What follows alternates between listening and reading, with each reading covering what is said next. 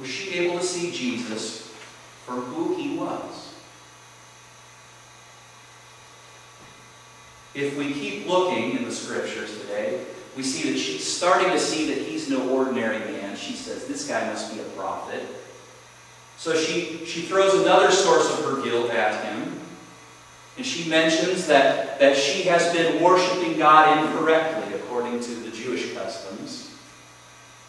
You know, she knows the deal. She knows that the Jews have their temple. They have their holy mountain. And she's been worshiping in the wrong place, she says.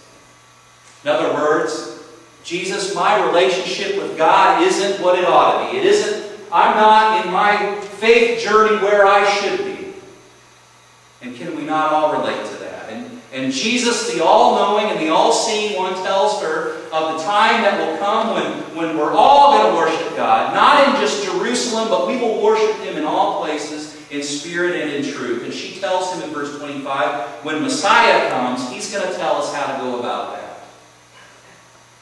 And boy, does He blow her socks off with what He says. He says, I who speak to you am He.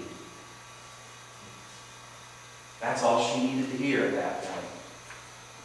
I can just see her eyes getting as huge as saucers when she heard him say that. I can see her dropping that water jar and heading back to town as fast as her legs could carry her. She had to tell somebody, anybody who will listen, who she ran into. She ran back to town and she says, come see a man who told me everything I ever did.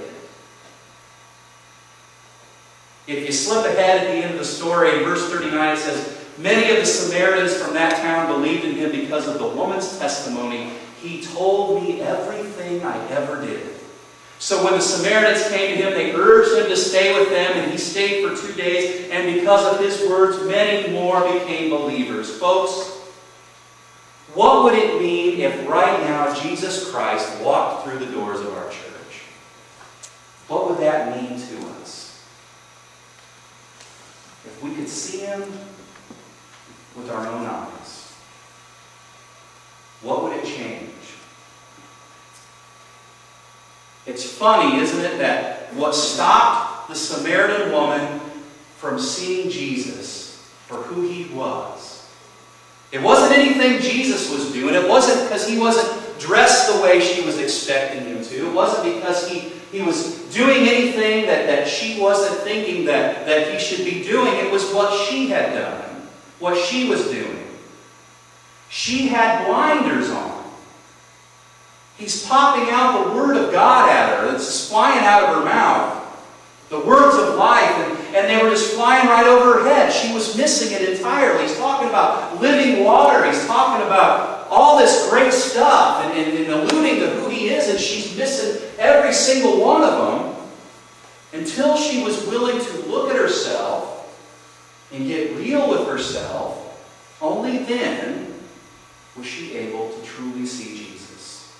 It wasn't until she dropped the mask, she quit trying to impress other people, quit trying to impress Him, stopped holding up those barriers, those walls, that she could open her eyes and see Him. And I think it required that before she could open her eyes to see Him, she needed to open her heart and open her mind. And I think half the time or more, that's what stops us from seeing Him as well. We wander through life oftentimes and we say, I don't see Jesus anywhere. You know, I try to do the right things. I'm trying to be a nice person. I pay my taxes. I go to work. I love my kids. I love my wife. I love my husband. But I don't see Jesus anywhere in my life. He's nowhere to be found. I can't see Him anywhere. And I pray, I pray, but I'm not hearing Him. I'm not seeing Him. I don't feel Him. And to that I ask myself, is there something that we're holding on to that could be blocking us from seeing Him? What is is it about you and about me that we're holding on down so deep that we definitely don't want anybody else to see it, but we don't even want Jesus to see it?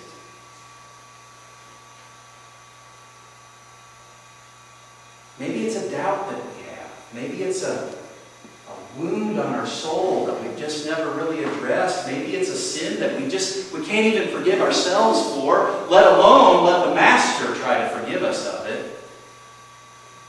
What is it about you and about me that is so vile that we think He can't even love us in spite of it? Look at what that Samaritan woman threw in the Master's face. She threw everything at Him. She threw cultural differences. For the woman, she was a Samaritan, and she felt like she needed to be a Jew. She needed to be a certain person before she could see Him. For us, it's I'm different from other people. I come from the wrong side of the tracks. I feel out of place. I don't fit in. I don't know the right people. I don't hang out with the right people. I don't look the way people probably should look who have a relationship with Jesus Christ. The people who see Him every day, it seems like, I don't look like them. I don't live like them. She threw circumstances at Him. She didn't have a pail to draw the living water with. For us, it's our circumstances. I don't have my life in order enough to see Jesus. I don't have my act together. I'm still trying to pick myself up off the floor, and that's why I can't see Him. She threw her past mistakes at Him. She had 5 husbands. She was living with a man that wasn't her husband currently. For us, it's I screwed my life up royally in the past, and I can't ever get rid of the stupid things I've done. I can't get past it. She threw worshiping wrong at Him. For the Samaritan woman, she wasn't worshiping the King on the right mountain. She was going about the process wrong. For us, it's I don't know my Bible very well. I don't know what it's saying to me. I don't know how to pray. I get down on my knees and I try to pray, but it's not working. I don't feel Him. I don't see Him. I try to say the words. I can't get anything out. I try to listen. I hear silence. She threw waiting on the future. Waiting around for something to happen at Him. The Samaritan woman was waiting on the Messiah to tell her how to go about it. We stand around like we're waiting for somebody to take our hand and show us how to do it instead of just doing it. The Messiah is already here. He's right here, right now. There's nothing to wait on. Standing around waiting for things to change instead of starting to change ourselves by His power, here and now. All these reasons that the Samaritan woman couldn't see Jesus, it's not unlike us when we claim that we can't see Him anywhere in our lives. And it wasn't until the Samaritan woman allowed Jesus in and allowed Him into every single part of her life, all the ugliness. It wasn't until she bared all that before Him to see who she really was with all of her mistakes, with all of her failures. All the screwed up attempts to get it right on her own, only after she lowered the walls, only after she dropped the mask, stopped kidding herself, and let Him see all of her. And when she realized that He didn't get up from the well, didn't walk away, didn't throw His hands up and say, "You're too far gone, you are a wreck, and good luck with that." He never said that to her, and it wasn't until she realized that He was never going to say that to her, that He was in it for the duration, that He didn't see her as a lost cause, and that He loved her even after He knew all the dark, ugly stuff.